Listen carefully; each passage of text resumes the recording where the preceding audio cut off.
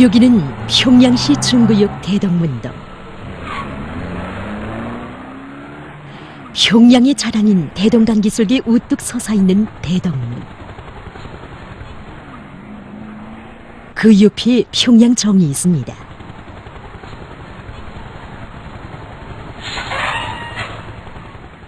근 300년의 역사를 가진 평양정은 높이가 3.1m, 아구리 직경은 1.6m이며 무게는 거의 13톤가량 됩니다.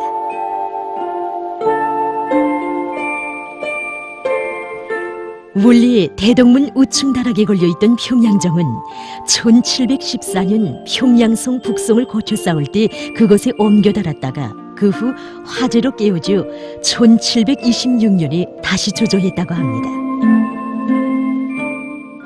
이 청동정의 조조는 약 4개월간 진행됐는데 당시 량반계층뿐 아니라 평민들과 중들까지도 놋그릇과 쇠붙이를 모아가지고 찾아왔다고 합니다.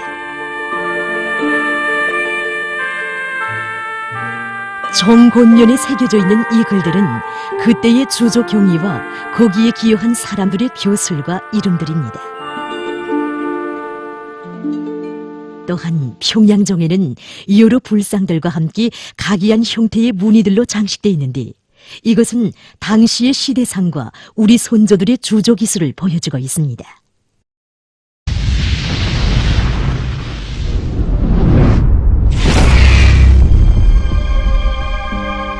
정의 골고리는 두 마리의 령이 서로 엉켜있는 것으로 형상되어 있는데 이런 형식은 조선정이 가지고 있는 전통적인 금속광해술이라고 말할 수 있습니다. 당시 평양정은 성문이 여닫기는 시간을 알려주는 데 이용해 왔는데 아침에 치는 정은 파루, 저녁에 치는 정은 인경이라고 불렀습니다. 또한 외적의 침입과 성 안에서 일어나는 각종 사변들을 알려주는 신호수단으로도 이용돼 왔습니다.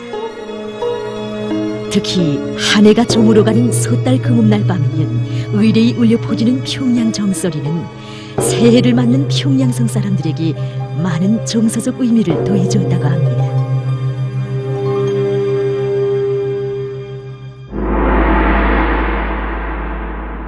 그러던 평양정은 조선봉건 왕조의 멸망과 함께 망국의 울음소리를 전하면서 자기의 사명을 끝마치게 됐습니다. 일제의 총칼소리에 짓눌려 수십 년간이나 제설이 한 번 낼 수가 없었던 평양정.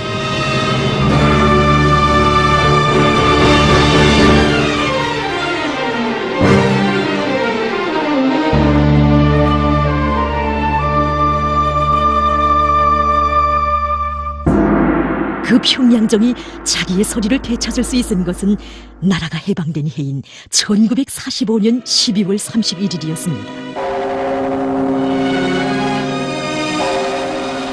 언제나 민족의 수건을 남먼저 헤아려 보신 위대한 수령님께서는 1946년 새해를 맞으며 평양 정소리를 높이 울리게 하시어 인민들에게 해방의 기쁨을 더욱 안겨주셨습니다.